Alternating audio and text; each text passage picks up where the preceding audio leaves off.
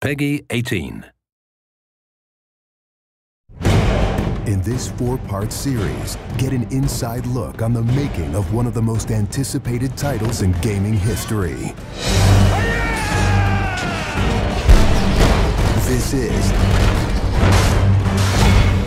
Inside Assassin's Creed 3.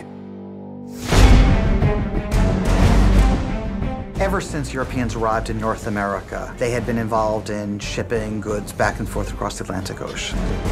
In order to make this economic system work, the British tried to control the goods that are going to the colonies. And it was those goods coming back and forth which made a few places on eastern North America important. Whether it's the Boston Tea Party or the Boston Massacre. Fire! We have these big historical events that we can situate our game around. All of these events that people have a rough understanding of, but they've really never experienced.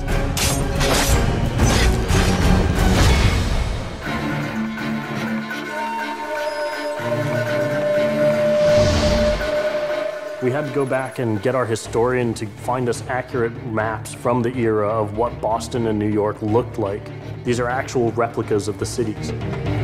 If you're familiar with those cities, you should have that sort of eerie feeling of finding familiar sights. We really wanted to push the animations and just make it look like it's a real living world. As you walk through the crowd, you'll also see animals in the streets. They'd have a pig, they'd just clip his ear in a certain way, and they'd let him go in the street. And then he'd eat garbage, and then when it was time to eat the pig, you'd go and find your pig, and you'd slaughter it and eat your pig.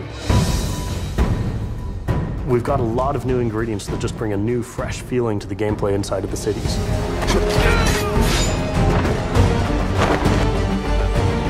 We have these great new stalking zones that you're going to find throughout the cities. It's a great way for you to remain hidden from your enemies and actually be able to sneak up to them so that you could assassinate. We've got this amazing dynamic weather system in, so we can see not just the time of day passing, but also going in and seeing the same environments, not just in the summer, but in the winter as well. Even though it's a much more condensed area in the city, you actually have to be more careful.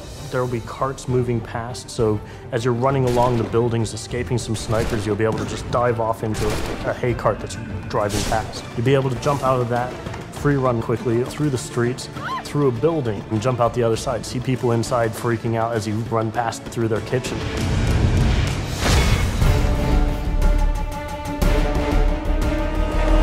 Living on the frontier was extremely difficult. Not only did you have harsh winters, cold, freezing temperatures, in the summer you had heat, humidity, so it was a gamble every year that you were out on the frontier, whether you're going to make it or not.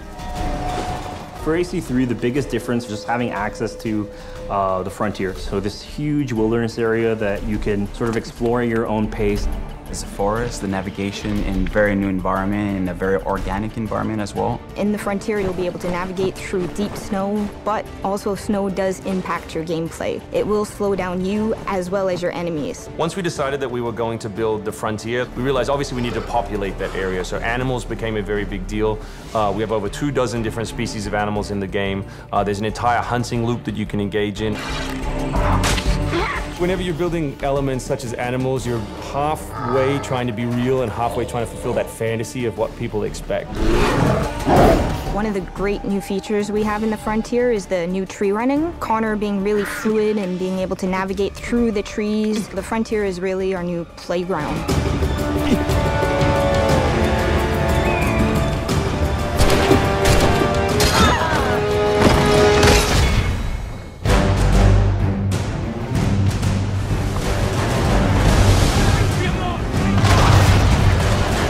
This war at sea was truly a global war and involved not only the British, but the French and the Spanish and the Dutch. Naval engagement of that period was all about closing the distance. Boarding is the end game. You've got to be able to close with the enemy, get alongside, then get on board to steal his ship. You want to take that ship intact if you can, because that's where you get your prize. The prize is whatever is on that ship that you want. Naval warfare was absolutely decisive to success in the American Revolution. Commerce comes by sea, at the same time invaders come by sea. You control the sea and you control the conflict. It's a huge part of the historical period. The Revolution is won pretty much at Yorktown by a blockade of ships. You know, we can't ignore this part of the history. This is critical. This is something that we have to do. We started a whole team up just to specifically focus on the naval experience. Naval combat has been a huge challenge. The technology of the wind, the water simulation has been a massive undertaking for the team. Initially, we didn't even think it was feasible because it's a big moving structure. It's a full simulation on the high seas where Connor is controlling a ship, he's controlling a crew as well, so he's kind of the master and commander on the ship. Very exciting. I mean, you are on a moving vessel that is very much part of the sea itself.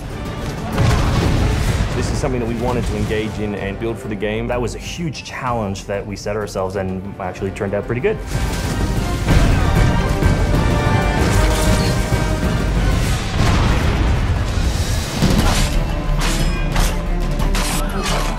If you haven't played any Assassin's Creed games before, we really think this is a great point to get on board.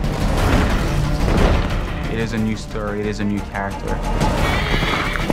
This team is full of people who love making Assassin's Creed, who are delivering just an astoundingly polished and fun experience.